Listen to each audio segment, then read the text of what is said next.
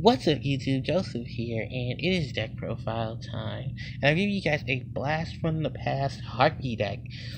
This one is a combination of stuff. It is based off of a Yu-Gi-Oh! World Championship 2011 video game deck, and the purpose of it was to spam wind monsters. And of course, Harpies are wind monsters. And I'm pretty sure when Harpie Dancer came out, this was also part of the little bit of influence that it had from, of course, the fact that you can bounce wind monsters back and then special summon wind monsters from your deck due to the effects of Divine Wind of Mist Valley. Some other little key factors, of course, is that it did, even though the exceed mechanic was fairly new, I did add on a lot of the nuances that were the factor of exceed summoning. Although I only kept it to the level 4s because I didn't want to go through the level 3s, and at that time most of good level 3 monsters were not printed till I believe the 10s and then a special edition. So let's get on to it. So for the monsters, of course, it's Harpie oriented. So we have Triple Harpie Lady 1 and Harpie Queen coming in at 3 ofs. And this was pretty much your standard Harpie lineup. There isn't any Harpie pet baby dragons. You could add Harpie sisters if that was another additional beat stick that you wanted to add to your deck. Next, Elector the Sovereign of Birds. If your opponent controls 2 or more face-up monsters with the same attribute, you can start to summon this card from your hand. Once a turn, you can target one face-up card on the field and negate its effects during their turn. Also, there can only be one Elector Sovereign of Birds. So, this is pretty much a similar situation with Cyber Dragon. The thing about Elector is that Elector could come onto the board, negate something, and not have a problem with it, because you can easily take out anything that you could. And it was a really good stronghold against a lot of monsters at the time, because there's a ton of monsters you could normally not get over, or effects you couldn't get over. So with Elector's help, you could do that. Not to mention, he was a really easy tribute summon if you had to need the tribute. Next, Swift Birdman Joe, an old school card, Enemies of Justice, tributing. If you tribute summon this card by tributing Wind Monster, you can return all cards, all traps and spells on the field to your opponent's hand. Back to the hand. So this is pretty much one of the gimmicks of just returning stuff to recycle, to reuse, especially if you recycle calls are haunted. Although you'll have your monster destroyed, you can just get back the call and then set the call and re-get that monster back. Joe wasn't too bad of a monster, but it was just the fact that Joe may look like Harpie, but Swift Birdman Joe is not a Harpie, unfortunately. But he has some pretty decent stats, and like Elector, easy to tribute summon monster. Now let's get on to the Mist Valley portion. We have Mist Valley Falcon, Mist Valley Soldier, and Mist Valley Shaman. These are pretty much relatively your Mist Valley portion of the deck, as well as Falcon being your 2000 beater. Soldier and Shaman were 2 of your tuners.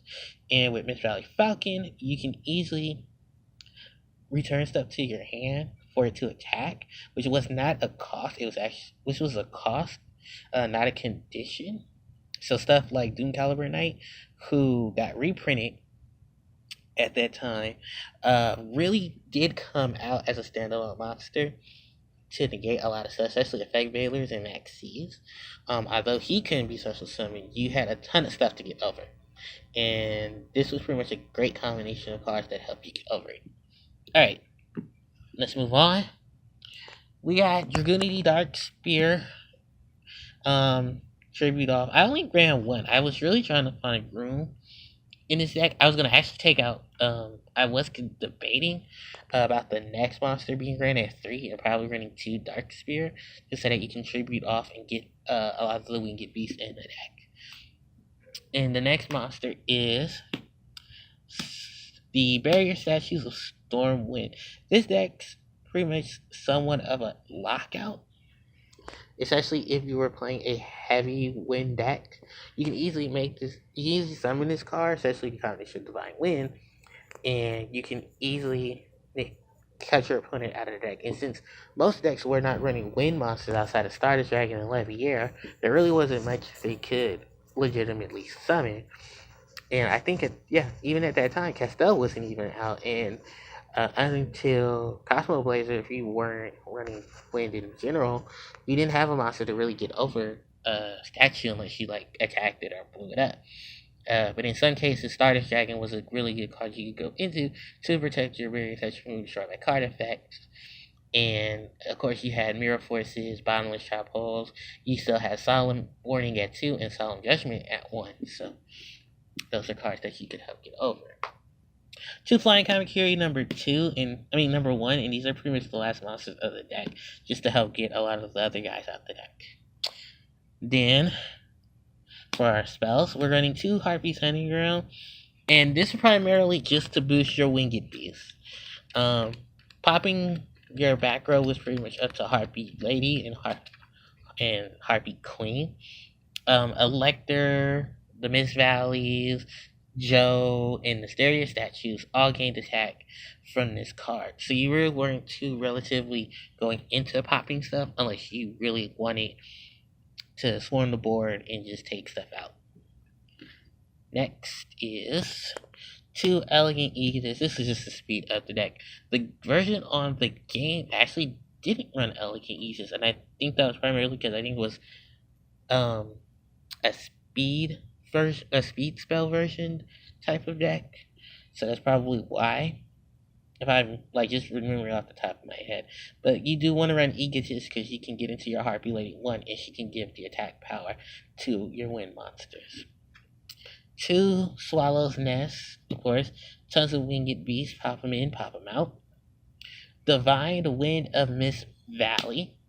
Of course, if anyone who wasn't, doesn't know what this card does, if you returned a wind monster if a wind monster you control was returned to the hand, you should summon a level 4 or lower wind monster from your deck.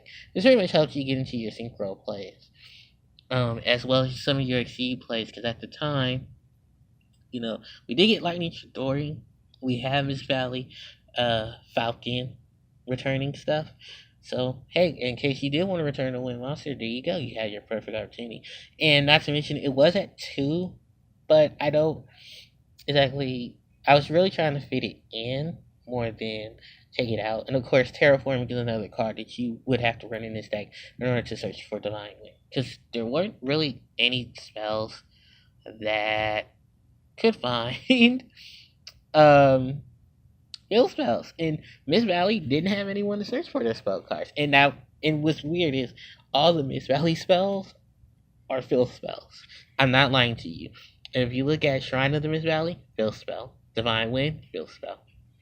So my Lex, one of cards, pretty much Pot Avarice, Dark Hole, and Zone. And then to follow that up are my traps. 2 Hysteric Party and 2 Anti-Spell. If in combination, of course, with Harpie's Hunting Ground, and you can easily bounce these back with the effects of Miss Valley Falcon. So you can use them, use your spells on your turn, set the anti-spell, flip it over, use it on your opponent, and then bounce back the Hysteric Party so you can put Harpie Ladies onto the board at any time you needed to, as long as you had something in the hand to discard. But that wouldn't have been relatively too hard. If you ran Call and Hana, it would also be a good combination card as well. Just note that when Call and Hana gets removed, the monster does get destroyed. 2 Icarus Attack for all the Winged Beasts. And my 1 Warning, 1 Judgment, and 1 Bottomless. The only reason why I'm still running 1 Warning is because at the time I did not have multiple warnings, and those were really hard to come by because they didn't get reprinted for a long period of time. I think the Super took longer. It took really long. I think the second wave of 10s, I think the first wave of Dragon 10s ended up having it. And for the extra deck, just a staple of what I ran, triple Lightning Chidori, because of course, Pappy, Maestro, Cowboy, Emerald, Corn, Utopias, Rose, Ancient Fairy, who got a ton of work out in this deck. Stardust Dragon, Scrap Dragon, Crimson Bladers. Alright guys, so that is pretty much the deck profile. And don't want to string too long. There is one more card that I did want to talk about. Just give me 1 second to find it. Because this is actually a card that I want to stress. It actually would be a really useful monster. If you played it in the deck as well. It's just its summoning was a really difficult thing to do, and that's the Mist Valley Thunderlord. For those who don't know, Mist Valley Thunderlord needs a tuner and a non-tuner Mist Valley. Once a turn, you can select one card you control, return it to hand. This card gains 500 attacks in the end phase. This effect can be activated during either player's turn. So the thing about this is, it's a level 7, which isn't bad. The problem is summoning it, and because most of your Mist Valleys are tuners, your non-tuner would have to be Mist Valley Falcon in a combination with either Dark Spear or Shaman. That doesn't sound too hard, but relatively at the time, you don't have much access to summoning a lot of your tuners and a lot of your necessary monsters, unfortunately. But don't stress that, because you did have Mist Valley monsters that could help you, like Mist Valley Rock. And I know there's a ton of Mist Valley other monsters that you could play. But that leads me to the end of this video. And I hope you guys do enjoy trip down memory lane.